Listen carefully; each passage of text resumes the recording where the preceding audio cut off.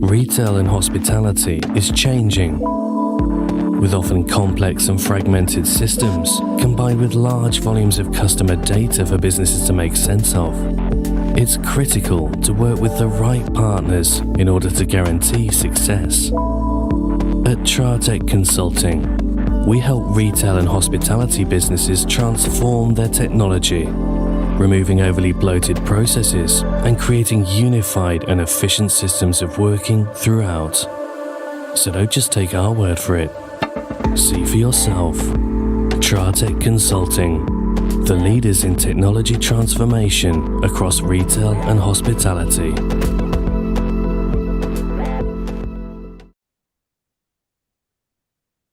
Hello, welcome and good evening welcome to the All Things Borough podcast, the official podcast for Farnborough Football Club and sponsored by Tratec Consulting. Tratec takes your business visions and turns them into innovative reality.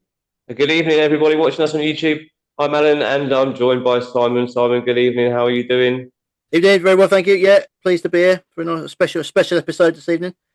Yeah, special episode. Yeah, for everyone that's watching us, obviously we do all things Farnborough Football Club, but we have got the Bracknell chairman owner Kayne SB on the show tonight. Good evening, Kayne. How are you doing? Yeah, good evening. Very well. Yourselves? Yeah, not too bad. Not too bad. Have you been busy today? Flat out, mate. Very, very busy. I've been intertwining development, football, and yes, spoke to my interim manager probably 5 or 6 times today, whilst also trying to navigate some builds. So yeah, busy day. Every day busy. You're a great actor, Kayne, there, because we've already been through this once and we're already off there. But yeah, you've done a great acting job there. Super. Is it a regular thing that you do with your managers? Do you talk to them regularly like that? Depends. It largely depends. I would say how I am right now in this moment since last Friday, so the last week and a bit, I've been very, very hands-on for the first time in probably since I appointed Bobby. Up until I appointed Bobby, I was probably very, very hands-on, and then Bobby came in and I was very much less hands-on, kind of. I just had to make sure the money was there. That was my role as chairman. Having deep pockets as a chairman of a football club, isn't it? Yeah, yeah. That's kind of as we went up, you know. So really, the reality is, kind of from that period to now, I've kind of fallen back into making sure that behind the scenes is run. But really, ultimately, well, how it's been since I come back in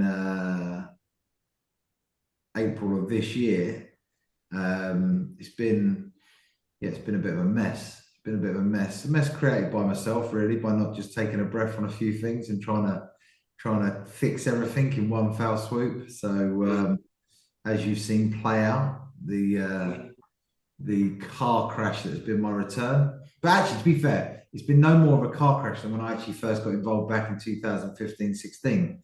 The only difference was back then there was only 50 fans. So no one really saw just how much of a mess I made of it. So this time we got a bit more of a profile. Yeah, let's go back. Let's go back then to the first time you was running things back in, when you say 2015. Yeah, so what was that like? And how did you first really get involved in doing this? So my wife's family, the McClurgs and the Bradleys, they physically built the club. So my father-in-law, Steve, was the football. So he was the youngest player manager. And the McClurgs are kind of synonymous with Bracknell Town. And then the Bradleys, my father-in-law's mum's side of the family, they done the kind of the commercial part. So they physically laid the bricks to build the club. So from the 60s, they took it from a piece of dirt on the edge of Bracknell, built the clubhouse and turned it into a good social hub. Sadly, when June and Brian passed away in the 2000s, lots of things changed. Really, the kind of the social element of the club, the old social club that used to operate at our old ground, really was affected. I think that probably coincides with a few things. one, the smoking ban in pubs had an effect. Its proximity to the town centre, where you could go to Wetherspoons and get drinks for next to nothing, and lots of factors just really made the social element of Bracknell town fail. And then kind of by the time that me and Sophie got involved in 2015, and at that point my father-in-law was back at the helm. I think he might have taken him down to step 6. And my kids were saying to me, come on, help Grandad out. And it was facing, I don't know how many people know really, but it sold the ground to a developer. So it was kind of being forced out. It was failing. It was bouncing between step 5 and 6. And me and my wife, I suppose our first job was to stop it going bust. So it was on the verge of bankruptcy, and we went in and paid off Green King, bought the club back from the developer, agreed with the council that we'd still develop the site in the future. But really, we just kind of got back in, we officially kind of got involved in the summer of 2015, and I become the chairman in 2016. And back then, we were rooted to the bottom of the table, actually. Oh, really? Yeah. It was, but it was horrific back then. It was the old ground was horrendous. That's Barge's Lane, isn't it? In the town centre, isn't it? Horrible. Yeah.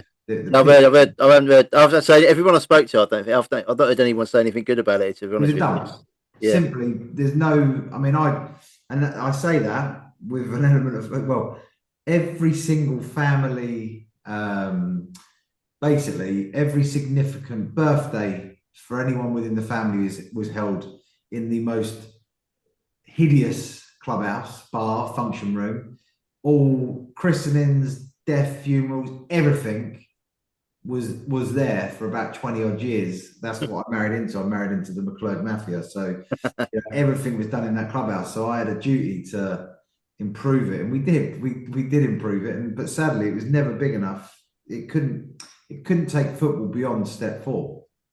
It was just too constrained on a number of sides. So I know I get stick for being the person that moved Bracknell out of Bracknell, but the reality is, when I stepped in, it was sold, and they were going to be moved to a site that was in Binfield. So, it's like, people want to believe what they want to believe. And the reality is, I think the journey we've gone on over the last 11 years has ended up with us being in we're not in our ideal home, because for anyone that really is close to the club will know that we had been in discussions. Moving to Bottom Meadow was a stepping stone before coming back to the sports centre site in Bracknell. But when there was a change of council a few years ago in Bracknell, the redevelopment of the sports centre site moved off of the Labour's agenda, really, is that they ceased all comms on that. And it was a bit of a shame, because we spent about 2 years, quite a lot of money, a lot of time invested into putting our vision and planning documents together to show what our vision would be for that site. But ultimately, we got a 30-odd year lease down at Bottom Meadow when that fell away, and that's now our home. And as you can see, we've spent about £4 million down at Bottom Meadow, doing the ground up over the last 4 years. And it's a pretty good, tidy little ground. It's not where we want to be long term. We would love to be back at the sports centre in Bracknell. That ultimately, you're going to hear a lot more about that in the months and year or two ahead, as hopefully as the council changes in Bracknell. I want to help change the council and get a council in there that are pro sport, pro football, and want to see us back in the town. So it's what most towns need really, don't they? Because sports, and not just football, but all sports, are kind of like the social hub of some towns for people that live there, where they like to go and what they like to see. Yeah, I don't think people that are in the Labour Party agree with that. They'd rather like invest in gluing and sticking clubs and amateur dramatics and stuff like that. They don't really get behind the number one sport in the country, annoyingly. So I'm surely though, for my opinion, it's a win-win for both the town and Bracknell and the sports centre, because you'd be encompassing.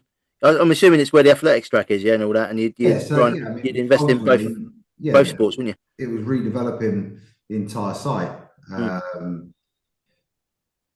Great location. I mean, look, Bracknell Town being in the town centre just isn't going to work. There's nowhere to put Bracknell Town bang in the town centre. I mean, it's just there's nothing available to take the size we need. So the next best place is just one ring out, which would be the sports centre. Sports centre is still only a kind of 10-minute walk from the station. Great links to the road network. It's just, I mean, five minutes from the M3. It's perfect. It'd be an absolute ideal location.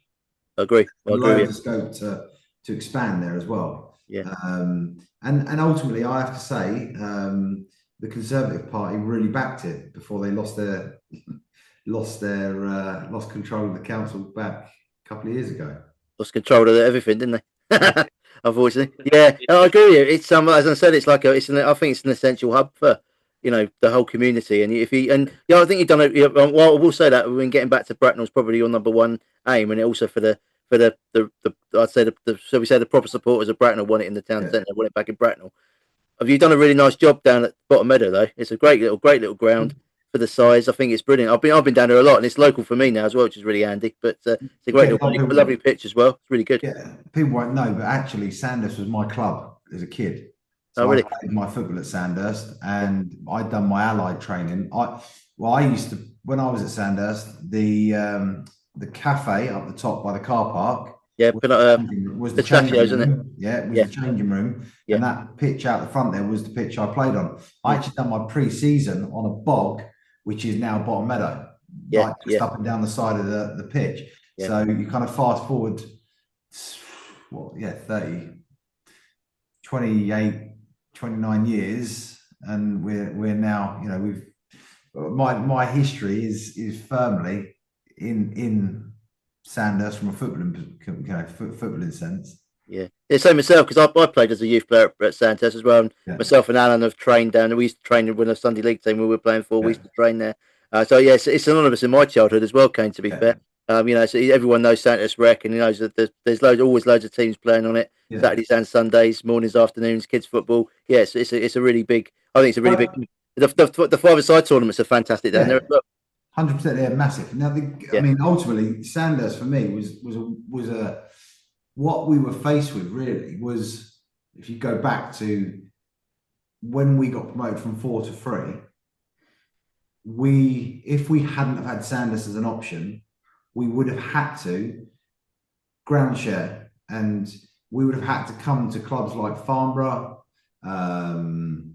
Hungerford, Slough with our begging bowls and pleading with the chairman. We when you see that opportunity, if I was a chairman, and a team needs you, it's going to be not the best terms. It's going to be the best terms for me, and that's what we would have faced. We'd have been on the bad end of a not a very good deal at any one of them clubs, because that's just how it is. It would have been painful for us to go and ground share there, and had no longevity, no security. At least with what we've got, we can invest in that facility, we can improve that facility. It's ours for for 30 plus years, and we've got control of it. And for me, the fact that it was not in the heart of Bracknell, the fact that we could have control of it was it was just absolutely a no-brainer. We had to make it happen. So it's not, but bizarrely, we've got a bigger following in Sandhurst than we ever had in Bracknell. I can't. Again, I think it probably comes back to the football community. The football community in Sandhurst is really strong, and a lot of our new fans that we've attracted over the last 3 or 4 years are local to the ground. Yeah. So well, it's attractive people like me, because I probably wouldn't go as much as I would do otherwise. Go to Bottom Meadow, the old Bottom Meadow, because there's nothing really. At least now we've got a decent bar, some decent. It's quality of football, albeit only up until recently. It's not a bad afternoon or night out. Yeah, I agree with you. Good. So we chatted about the ground and everything. What's we'll probably get into the crux of what people may be tuning in for. Obviously you mentioned Bobby Williamson there. Williamson. Obviously we know him quite well through Farnborough, basically, because he was at Hemel and he was at Weymouth, and we've seen him down at Cherrywood a few times. From there, obviously that didn't work out, and it was a shame because I know you and Bobby got on very well. What happened? What happened there with the breakdown with that one? What really happened? We It didn't. was There short-lived, wasn't wasn't really it? any great falling out. He had an approach from Weymouth, and he asked if he could talk to him. Well, anyone that knows me, it's like my missus going and ask if she can talk to a new fella. You know, all right, no worries. We're getting divorced. It's the same for a manager. Same for any one of my staff. The minute that trust is broken on any front, it's done. Trust is and loyalty to me is absolute. So the minute someone wants to go and talk to someone, you ain't talking to me. You know, that's it. Goodbye. Go and talk to them. So we never fell out, but in them scenarios, it's only gonna, you know, it's not. He was in your eyes. He was already gone. He was already gone then. Done. The minute you say I want to talk to him, fine, no worries. Regardless of what may or may not have happened with Weymouth, they might have turned around and said, "No, you're not for us." Don't care. If a manager comes to me and say I want to go and talk to him, say no problem. Yeah. But you want to talk to me again? Yeah. Not in that capacity. Yeah. Obviously, he did come and talk to me again because I reappointed him, but but not in that moment. That's it. You know, that's just how I am, black and white, however you want to put it. It's just I see it that way. But like I said, we never at that point fell out. We didn't talk for about 6 months, 7 months. But he's probably angry at me that I didn't beg him to stay because he then had to drive 2 or 3 hours. Me no, it's quite a way down there. Yeah, it's a hell of a way. But like I said, we never fell out, and we just didn't talk for a period of time. But I think that's pretty common. Over my last 10, 11 years, there's probably only a couple of the managers that have been in and out of Bracknell that I don't speak to. The rest, like Tally, one of my first managers, he watches most games with me in my committee room. So you know, I'm pretty much good terms. I still speak to Bobby now, even after you know, whatever you want to call it, the second marriage. The second marriage didn't last very long. Yeah. Do you know what? In life, one of the things I've learned really is I've learned a very painful lesson since April. People say to you, don't go back. And they're absolutely right. I've made 2 fatal errors in going back, and probably 3. I shouldn't have come back to Bracknell. I should have stayed gone. But I came back as chairman in April. Then I appointed Bobby going back. Then I appointed Jordan going back. And I probably got all 3 of them wrong. I should have stayed in retirement, number 1. And number 2 and 3 wouldn't have happened. But there you go. You know. It's like when professional footballers, though, they always say don't retire too early, don't they? So maybe that was in the back of your mind. Well, no, I by a seller's remorse. I missed it. I missed the time I spent away from the club. The 11 months I was away, 10, 11 months I was away. I missed it, and it was going in the wrong direction. And I've come back and it's still going in the wrong direction. So how great am I? What's you've mentioned it already, but going on to since Bobby was reappointed, and then obviously that was the end of last season. Obviously, just escaped relegation by a couple of goals, I think, wasn't it? Which was tighter than most people thought it would be. What's been the change? Was John Underwood before Bobby? Yes, Or was John Underwood left with the previous owner. Yeah, that was it. Yeah. So I took the club over with no board, no management, coaching team, complete clean sheet. Right.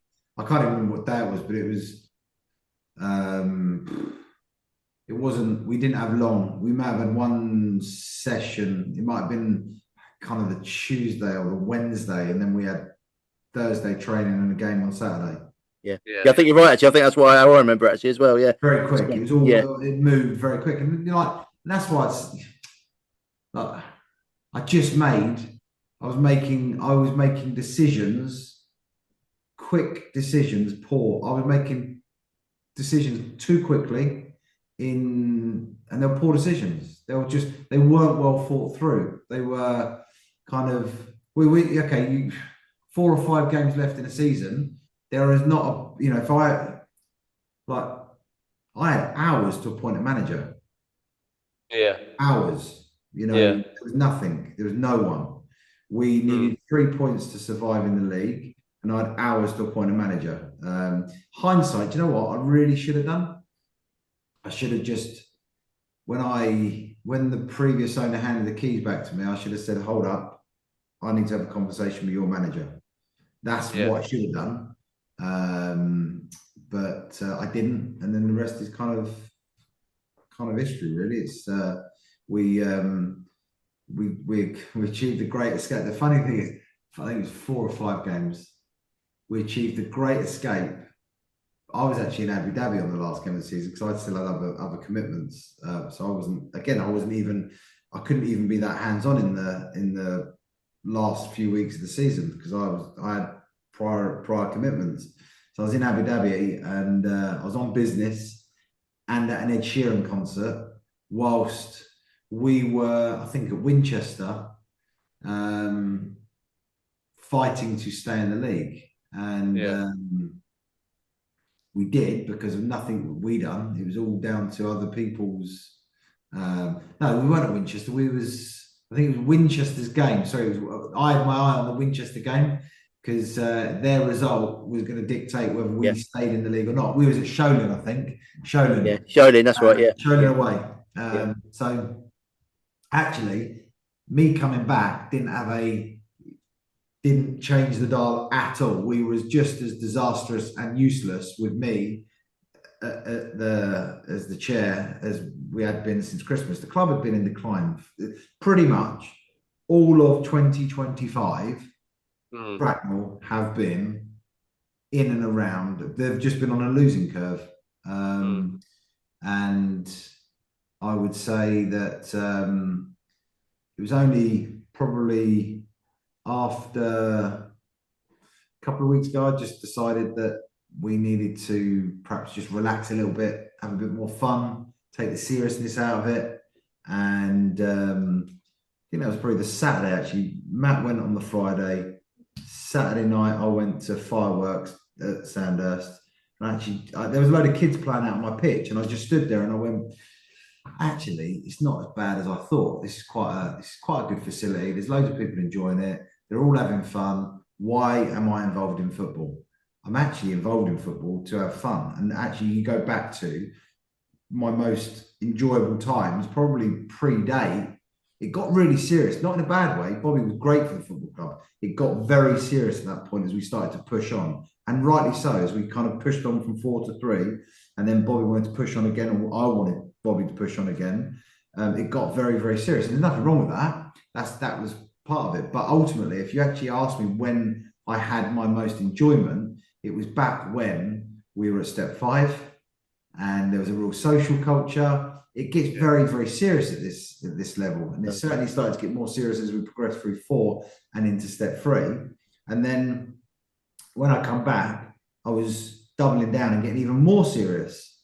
And the reality is, I think at this level, up at the level you're at, it's almost professional now. There's half the teams that are full-time, half that are not, and the ones that aren't, well, I don't suspect there's a massive social culture within them clubs. I'd imagine the players are still pretty dialed in to that kind of professional way. And certainly at step 1, it's pretty much now all out professional up at that level. So, you then look at our level, and even in our league, you've got 2 or 3 teams now that are on some form of hybrid, full-time type model. So it's getting more professional, but you then still do have teams that have a massive social culture at the heart.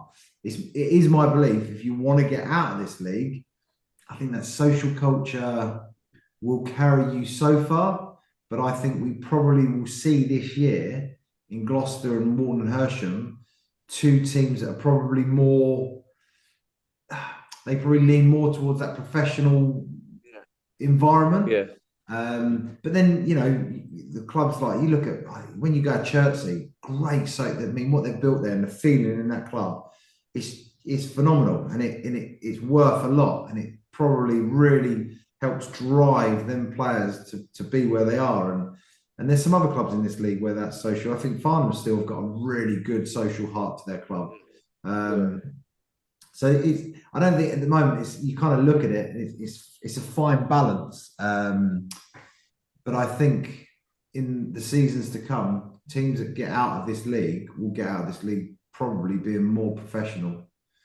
And there was a lot made of Matt's interview about drinking. You know, I don't totally disagree with him. I don't drink. I'm completely teetotal. So, but ultimately, you know, Sunday, last Sunday, I actually offered to buy everyone a drink, and I think I took 8 or 9 Coke Zeros over to the player tables.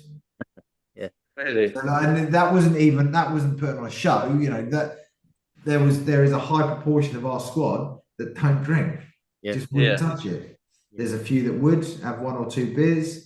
I think what Matt was actually getting at there was perhaps drinking on a Thursday night. You know, he wasn't a fan of that, and I don't disagree with that. It probably just didn't come across very well in that interview, and it needed more clarification. And that's the problem with them interviews; they're just little bits that jumped on, and sensationalized. Yeah, I agree with that. What was your conversation with him after that interview? Well, I still backed him after that interview. Yeah.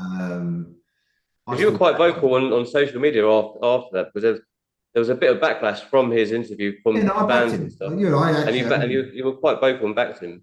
I did, no, 100%. I did, you know, I backed him. I backed him after that interview. And yeah, I fully backed him. I backed him publicly, and I backed him in the club. And that said, I actually thought, for me, the interview he gave after the Gosport defeat was probably worse for me. Probably worse. I think we as a club have to take responsibility. I don't think you can just keep slinging players under the bus. We went there with them players. We set up in that way. We played the players in those positions. The club made the substitutions. The club chose the tactics on the night. So I don't think it's ultimately the players that were hooked out on that interview. Two players that were hooked out on that. Ultimately, the club made the decision to put them onto the pitch. So, you know, I think we have to take responsibility. I think that, for me, that interview was, well, look, the fallout from that interview was far, far worse, internally and externally. It was horrendous. There was absolutely no coming back from that. And I don't know, I can't tell you why he done that. I'd never sent this thing. A few people said to me, well, don't you monitor or censor the interviews? No. What? We're not a communist state. I'm not Kim Jong-un. I'm not going to censor what someone says. If that's what he wants to say, he's a big boy, say it, and you know, ultimately own your words. And I think probably if he was to write, you know, given a second bite, I don't think he'd have done either of them interviews. Yeah, I think you're right. Sorry, Tom. Did he kind of lose the dressing room after that? Do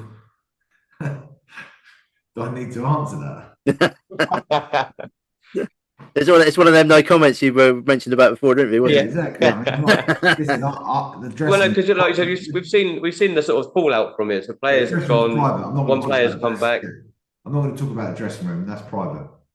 Yeah, but that's fine. You know, yeah. I think we can all work out. We saw what happened afterwards. So I think you've pretty much nailed on the head. And I've obviously I'll speak to Matty attitude. I was online. I spoke to him at the Banbury match as well, and also I know Dave Hill quite well because he's obviously he got brought in from us from a goalkeeping coach as well. But on that, He, right, I have to say that Matt, it'll be a real shame if he doesn't work in football again. His detail is incredible. I'd go as far to say, in my 11 years, from a coach perspective, from the sessions he put on, the detail he put into them sessions, he is by far and away the best coach we've ever had at the club. No, By a country mile. By a country mile. And actually, you look at these moments in football, sliding door moments. In that Walton and Hersham game, where we had 2 red cards, we're 2-0 up, 2 red cards, absolutely everything was thrown at us. They even made illegal substitutions when they scored the goal. Really? Yeah, they threw a player on without the ref's approval and the linesman's approval right in the dying minutes, and he went on to have a play in the goal. Them sliding door moments, you look at it, sadly, you think about it, if he had got a win in his first game, well, the story is a completely different one, and the trajectory he's going on is a completely different one. And at that moment, that squad probably was overachieving to be 2-0 up. Ultimately, the fitness he talked about in the dying phases against a team that notoriously score late on to win their games, they just ground it out. And but in that moment, he probably, for however minutes he managed to get us in front, that was an incredible period. That game, how he set up for that game was very, very good. I think, isn't it, in football? I think it's a lot of times where you look at fine margins and swing and sliding doors and like that. I actually think personally, sorry, Kayne, I actually think personally your club has gone on a slight downward trajectory ever since you lost the playoff game against Truro. If you'd won that game, you'd have got into the south. Yeah, and you lost it 3-2 in extra time. I remember it. I was at that game, and I remember it. Massive crowd. You had 1,800 there at bottom meadow, really good. And I thought I thought personally, I thought you were the best team in the league that year. And we needed after that, we needed a real rebuild. Yeah, we needed to rebuild the squad, and we tried disastrously to do that this summer, and we got our recruitment incredibly wrong. Just horrendously wrong. Horrendously wrong. We brought in players that were not right for us as a club, and ultimately we've had to spend the last few weeks sorting that out, and just basically trying to get contracted players homes away from the club so they can, they're not. Again, I look at it in two fronts. When you talk about footballers, you've got the person and then you've got the player. And I look at them in two different things. You look at Alfie Pavey, he is an incredible individual, a great person, great person. He is absolutely no good for the way we play. Right.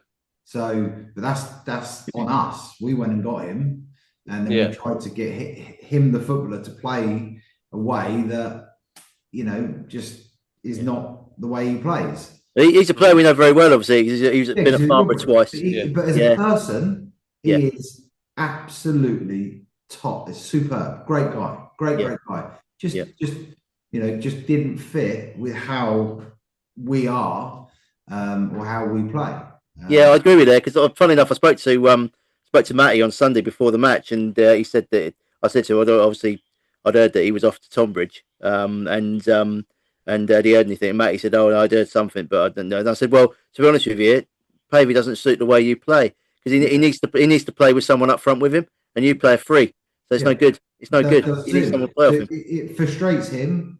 It doesn't get the best out of him. Yeah, and it's kind of it goes back to that trying to shoehorn players into positions or systems that ultimately, I think at the end of the day, up in the professional game where you can work with players all week long, you've probably got a bit more chance of getting a player that doesn't typically play a certain way to adapt to a style, right? But when you've got 90 minutes on a Thursday night, That's probably one of the things that I would say Matt probably would look back on and say, yeah, I think his style needs more time with players.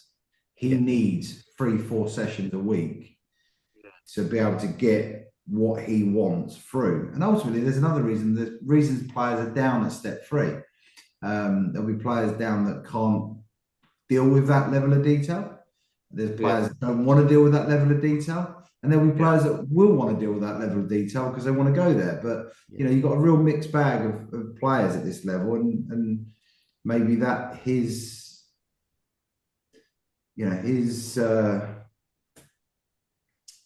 is probably, I think this level is probably just doesn't have enough contact time to get his way across.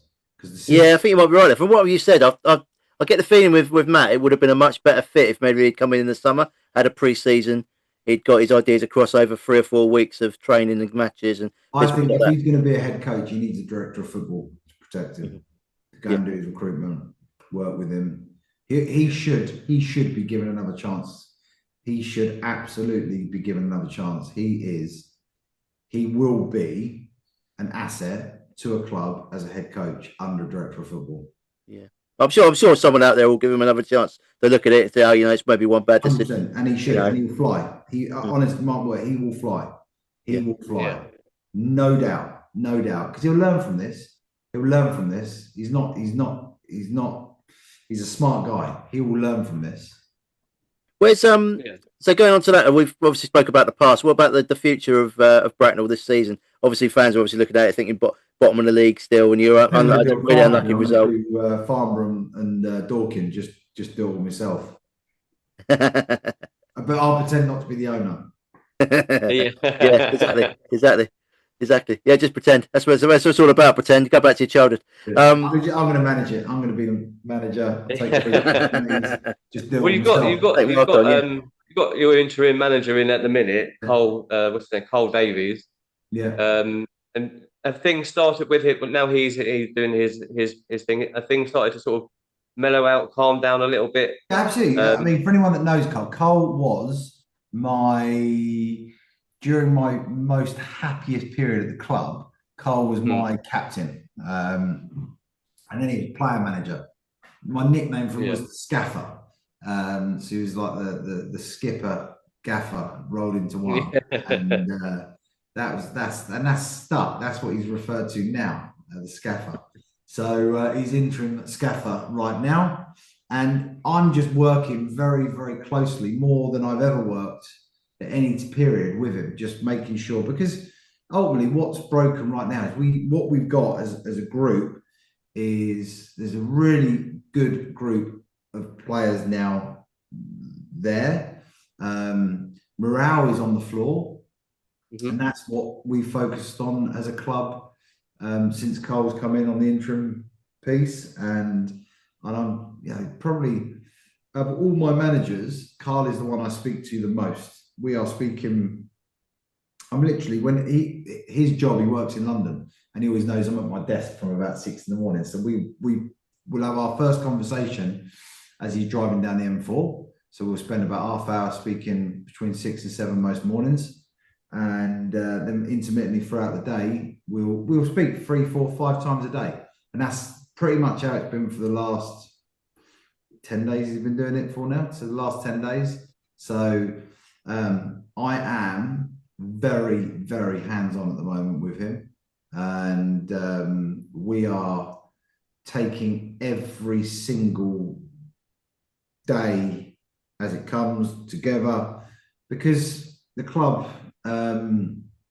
it needed some needed more than just CPR. It needed real, it was, the players needed some real TLC, and that's Carl that is him to a T. He could literally, he just has this way of walking into a dressing room, and even when he was a player, and you could be, I remember like when he was a player and we was in playoff finals or cup finals, he would just bring an instant calm to the dressing room. He was serious. As soon as he stepped over the white line, you're going to win, but he just had a way of just relaxing the lads, cracking a joke, bringing them back down, getting, and that's pretty much what he's been doing since he stepped back in on that Friday, is just making sure the players, they're mentally ready for the challenge ahead. And, ultimately, in the first game against Banbury, on the back of a 6-1 absolute pulverisation by Gosport, to bounce back and get a 1-0. And what I'd say is that was a real we ground out that result, really ground it out. They had lots of chances, but we just ground it out. And then on Saturday, first outing back in the league, we were really, really unlucky to not come away with the 3 points there. And I think that ultimately, I've always, in my entire life, if you can't win, don't get beat. And ultimately, we come out of that game, and I said, when I was talking to the players afterwards in the bar, they were really dejected, as if they'd lost. I said, hang on a minute, look at our form. Look at, in our last league game, we got beat 6-1. How can you be disappointed to bounce back from a 6-1 and grind out a 2-2 and get a point? I said, what planet are you on? You have to look at things as they are, and we don't have a divine right to win every football game. Now, we used to, but we don't right now. So you have to be, I spent a lot of time just speaking one-on-one and to some groups after the game, just making sure that the mindset is right and we're real and we understand where we're at. Because, disappointed we didn't get 3 points, but ultimately, look at our form this season. We need to go for a period of not getting beat. And then when you can go for a period of not getting beat, the wins will come. But first, you need to master the art of not getting beat, because we've been beat a lot this season. And ultimately, in our more successful years, that was what, people would see us as, the way we used to play. But ultimately, the ethos was, and it has been, just don't be. We had a really mean defensive record. Didn't want to concede goals. And that came back from, look, we're not going to get beat. We might nick it 1-0, but we just won't get beat. And that mentality is that's what we've got to get back. And then the exciting stuff can come. But right now, it's just. But before Simon goes on to what he wants to talk about, I'm not saying that the players before weren't doing it, but are you seeing now, since like Cole's come in and there's been a few comings and goings, are you seeing now that the players now are again, I don't want to say that they weren't doing it before, but are they working harder to get those results? Well, ultimately, Matt had a system that he wanted to play, and I think in time that system probably would have worked. Yeah. He probably, I go back to what I said a minute ago, he probably needed 3 or 4 days a week with them players to get him to work that system, because that system is quite a it's a system that's pretty tough to perfect. And if keeping the ball for the spells that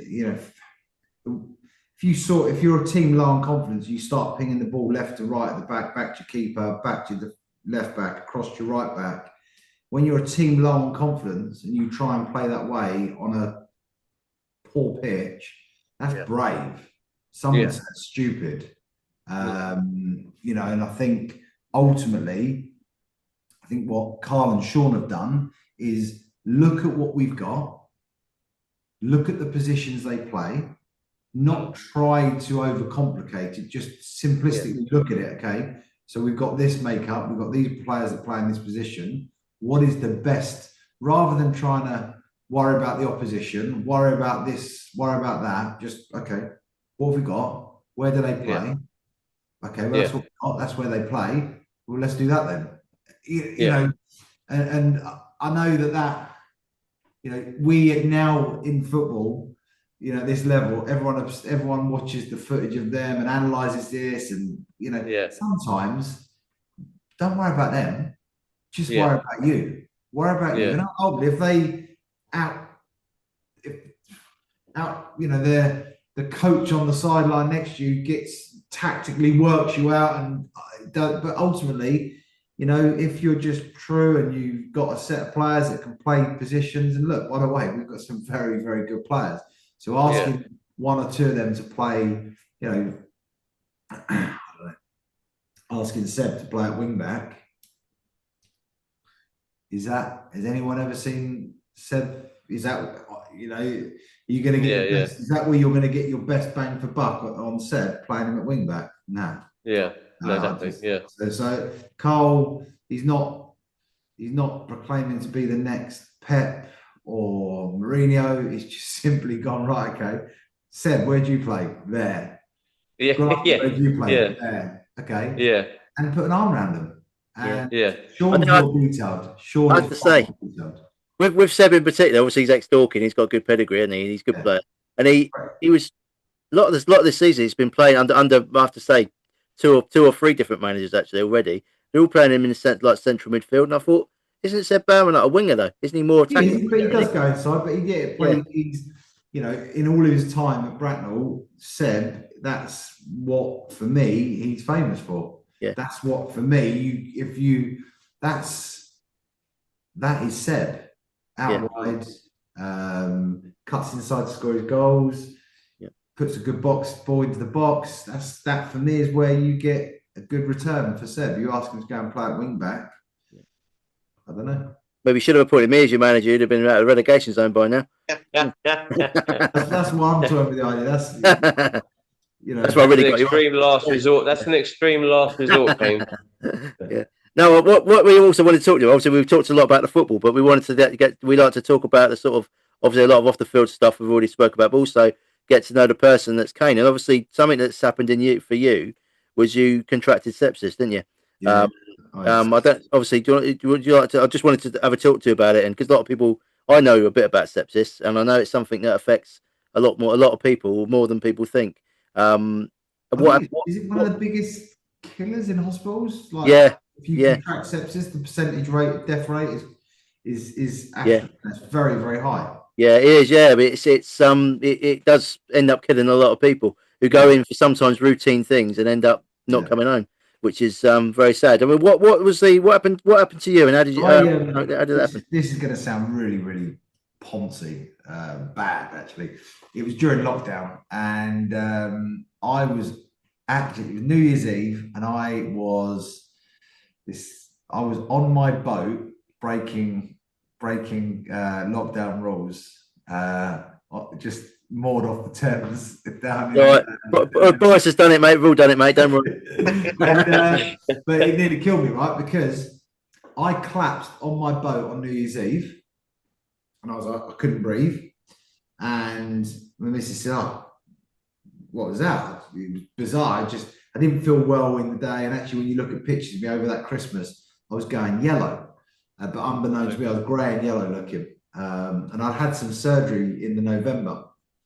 And basically, unbeknown to me, my gallbladder had gone necrotic.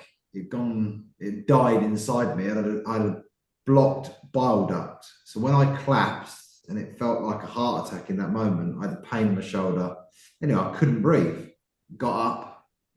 Wow, that was scary. It happened to me 2 or 3 more times in the night. Eventually, because my wife didn't, I was only around the corner from St. Peter's Hospital, because my wife didn't want to get arrested for breaking lockdown rules, she got me back to the car. I could barely walk, got me back to our house about half hour away, and finally called an ambulance. And by that point, I was critical. And they battled for about 30 minutes outside my house to stabilize me. They managed to stabilize me. They then transferred me into Frimley. I went straight into the high dependency unit for 4 days. And I remember no one could come and see me. But I do know I had bits of memories in that period where I was speaking to I couldn't really talk because I was rigged up to all these machines, But there was a moment, I think it was the first day, where they said I probably wouldn't make it. But if I did make it, I can kind of remember, and they were holding an iPad in front of me because my family were trying to talk to me. And I kind of had these little memories. And they said to my wife and my dad that if he can get through this 24 hours, then he's in the fight. And I remember in that moment, and I'm not really that spiritual type. I'm not that spiritual, but I do remember kind of a figure. And I always say to my missus, it was a geezer that looked like Albert Einstein sat on the foot of my bed, willing me on to come with him. And I remember having a conversation with him because I was building the ground at this point. And I said, no, mate, I'm too busy. I've got too much going on. I can't come with you. And I was then transferred after 4 days. I was transferred back to St. Peter's, where I should have gone in the first place that night. And I spent 10 days in intensive care. And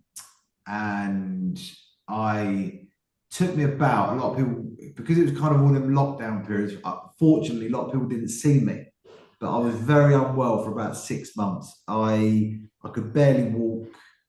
I had ice white hands and feet because I nearly lost my hands and feet. I could barely walk, and even now, sepsis affects you. So it's weird. I have loads of side effects. Too many. I'm hypoglycemic. So why I gave up alcohol is because I've got my pancreas doesn't work properly because of sepsis. So I can't metabolize alcohol. I'm literally, if I had a sip of alcohol, you would think that I'd had 2 or 3 bottles of tequila. I just would be completely destroyed. So I physically can't drink alcohol. I can't eat lots of food. I can't eat. I still try and do it. Like if I tried to eat a Greg's sausage roll, I would be in a world of pain for about 2 or 3 hours after, and I'd need to lie down. I'd be doubled over in agony. Well, to be fair, I think some of them sausage rolls have killed a few people over the years. Yeah, I just can't really super rich food. Yeah. I just can't digest. So there's loads of my visions. Yeah, have you had to really sort of change your diet then as well with this to massively, be able to massively carry on? I can't eat pasta. I struggle to eat certain types of starchy food. So I'd be able to, 1 minute I could eat a French fry, and then I'd try and eat a chip another day, and I just can't digest it. People that know me know that I used to be about 24, 25 stone. I was a big lad, a huge lad. I'm about 14 now. So I really struggle I've got a killer sweet tooth, so I can eat a lot of sweet stuff, but my diet is completely different post sepsis. And that's a lot about why, the story about why I don't drink, because I used to be I'm quite honest, I go to AA, actually. These are all my chips here, but I don't go to AA because I was what they classify as a brown bag alcoholic. I was told that I couldn't drink, so you'll never drink again, was what my surgeon said to me. And I said to him, I'll show you, mate, I will drink again. And after having a couple of months trying to, it probably would have killed me. It would have killed me, because the pain my system would be in.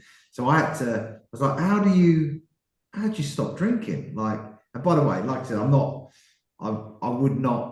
didn't have a drinking problem, but when someone says to you, you can't do something and you have to immediately stop doing it, I was like, socially, I was struggling badly with how'd you do it? Like, how'd you go out? So I just thought, do you know what? It was June of last year. I strolled into, so I'd stopped drinking completely after I come out of hospital. Then I drank again, and then I was having problems. So then June last year, it was England in the Euros. The Tuesday after that, I just walked into an AA and went, right, how do you do it, guys? How do you go from drinking to not drinking? And then I stayed going because you actually meet a lot of interesting people and you get a lot of tools and a lot of coping mechanisms to deal with that. It's such a big social thing, you know. The sun comes out, let's go and have a beer. We've had a good day at work, let's go and have a beer. We've had a bad day at work, let's go and have a beer. Someone's had a kid, let's go and have a beer. Someone's died, let's go and have a beer. You know what I mean? So we're hardwired in every single scenario. We won a game of football, have a beer. We've lost a game of football, 10 beers. You know, we're hardwired. Everything refers back to, and I have bars as well. It's one of my businesses. Is I grew up in pubs and bars, and I own, not a big part of my business world, but I own bars, and I'm building another bar at the moment in one of my sites. So it's you know, when you're learning how to abstain is a real challenge. It is a real challenge because I was a really social guy, and you know, you just have to learn. Actually, I'm 500 and odd days without a drink, and actually before that I was about 360. So actually in the last 900 days I've actually probably only drunk for a couple of months. So since I had sepsis, but this now is, I know I have accepted now.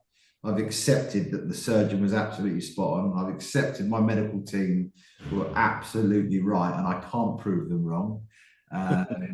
They were right, and I've bought into the fact that I will. Ultimately, if I want to, it's quite simple actually. If I want to stay alive, then don't drink. If I want to have a short, painful life, drink, put poison into my system, kill what's left of my pancreas, and you know, check out probably in my 50s, or don't drink and have a normal life. So, you know, sepsis is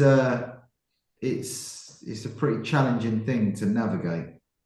Definitely is. I mean, you said about your hands and your feet were very white, and you said you nearly lost your sort of extremities pretty much, didn't you? Because that's generally what happens, isn't it, with sepsis? People tend to lose their limbs, don't they? Yes, it probably. I think it took, my wife would say. So in that summer, I was wearing gloves. I used to have these North Face gloves, and I'd wear them all the time because I just couldn't. And even now, really, I never used to struggle with cold. But even now, I can't. I struggle. I have an ice bath, and if I can't put my hands anywhere near the ice bath, I've got no ability to deal with cold with my hands and feet. And it took about, it took pretty much all of that year. So it was the January that I was pretty much in hospital for all of the January, and then it took pretty much the majority of that year to get me back into a rhythm. I didn't really work for about 6 or 7 months. It's a real So I'm glad you've told your story, Kayne, because there's a lot of people who suffer. And I didn't realise you went to AA and you had I wouldn't say an alcohol problem, but maybe an issue with alcohol, shall we say? I mean, just ultimately, my issue with alcohol is that I'm not allowed to drink. That's it. That's my issue. Figuring out a way of how to stop. How do you do it? Someone tells you can't do something, so you're just like, okay. So how do people that have got a problem with it, how do they stop? Then you realise when you listen and you go into them rooms and you listen to people talk, actually there's very few people in there that are classified as brown bag alcoholics, people that wake up and drink vodka all day long. Actually, they're the minority in them groups. The majority now are people that probably just have a blackout drunk, binge drinking at weekends. That's actually, I'd say, I've met more people like that. That seems to be more prevalent in a lot of the groups I go to, and just people that save up their drinking chips for the weekend and then just literally go at it 10 to the dozen and forget where they are and black out. And I've worked in bars and pubs. I worked for Spoons. I've got as a bar manager at a hotel for 4.5 years before COVID, and so I know exactly how you feel. There are people like that. You'd have people turn up and they just want to go and have a skinful on a Friday night. You know what I mean? And And during the week, though, they're probably good as gold, you know. But you know, it's just that is. I think that's the way most people are. I think since COVID, I think sort of drinking culture's probably gone down a lot. I'd say. I think socially, I think a lot more people are not going out drinking. They may be drinking at home, which is something I've personally I've never done. I've never seen the point in it. I've never done that because I grew up in. My mum run wine bars and pubs, and I physically grew up in a pub, and I've never been a fan of drinking at home. Never, ever, ever. One of the positives is now that I've got 3 grown-up children, 3 grown-up boys, my wife. Actually, my wife had a glass of wine with her lunch when we went out yesterday. That was probably a first glass of wine in nearly a year. Like everyone around me stopped drinking as well. I've sobered my grown-up children. You sobered everybody up as well. You got grandkids as well now, haven't you? Yeah, I've got a granddaughter and another one coming in December. Oh, great stuff! Congratulations. Well, and they live actually. I've got a barn alongside my house. They live there, so they live literally right next to on my. They haven't got far to go. Then dump the grandkids on you. Then I was babysitting today. Actually, I picked her up. I dropped her at nursery at 8 o'clock this morning. I picked her up from nursery at 3 this afternoon. Great stuff. Getting their money's worth out of you. Happy days. Yeah. At least they know you've got to be drunk driving, so you're going to be safe on the road as well, which is all good. Exactly. Great stuff. Is there anything else you want to mention, Kayne, before you go off? We let you go enjoy the rest of your evening. No, I'm just. I suppose anything for the Bracknell fans to have maybe. Listen, I had a Q&A with the Bracknell fans last night, so they know what we're about. They know what we're up to, and they know that ultimately, perhaps, although we are where we are, I am more relaxed with it in the last week than I've ever been, and I'm going to do from the Friday that Matt departed, I just said to myself, I'm going to have some fun with this now. And that's the ultimate. I'm just going to have some fun with it. Let's see where it goes. I had my most success with that mindset. Let's see. I'm not going to take it as serious as I was. I'm just going to relax and take it a game at a time and enjoy the journey that me, Carl, his team with Sean in it, and this playing group led by Seb, just enjoy each game, each training session, and take it a day at a time. And it's a good way to be. Like I said, I think you should keep the close relationship you've got with Carl going. I think that'll stand you in good stead. I think. Love it. That'll stand you in good stead. So like I say, you're a hands-on guy. Keep doing that, I think, and you're a good bloke, and you've got the club at heart as well, which is the main thing. So you've got a lot of chairmen in football now that don't really care about the club; they're just there to, maybe sell it to someone else for a profit. Sometimes, aren't they? After a few years, obviously. Someone did say to me once, "Do you want to know how to make a small fortune in a football club? That's the large one." It's very, very, very true. We've done the first part, all right, haven't you? So I've done the first part. Pissed loads of money up the wall. Great stuff. But thanks very much for coming on, Kayne. It's been really good to talk to you about Bracknell and more importantly for us, yourself and your journey. And I hope you continue the recovery both from your sepsis and your illnesses and your alcohol issues, which shall we say as well. Keep off the wagon. That's all I'll say. Yeah, brilliant. Cheers, guys. Thanks, Kayne. All the best. Thanks a lot. Cheers. Thanks. Cheers. Bye. Take care now. Cheers. Bye. That's Kayne gone. Oh, that's it. That's Kayne done. I think he's a good guy. He's a sound guy. He despite what's happened with the season, he knows what he's doing. And they've had a few bumps on the road with a few managers that haven't worked out, players that haven't worked out. But it sounds like that it's all starting to sort of mellow out and calm down. And the rest of the season looks like it could go quite well now. Yeah, I think it's what was needed there. I mean, I think I've spoken to a few people in football over the last few months, and they've had something like 6 managers in 30 games. I mean, it's just ridiculous, isn't it? Really. I mean, you're not going to get any success doing that. I mean, our club, Farnborough, is kind of the example of the other way of the spectrum, isn't it? Having Spencer in charge for Yeah, nearly 13 yeah, years.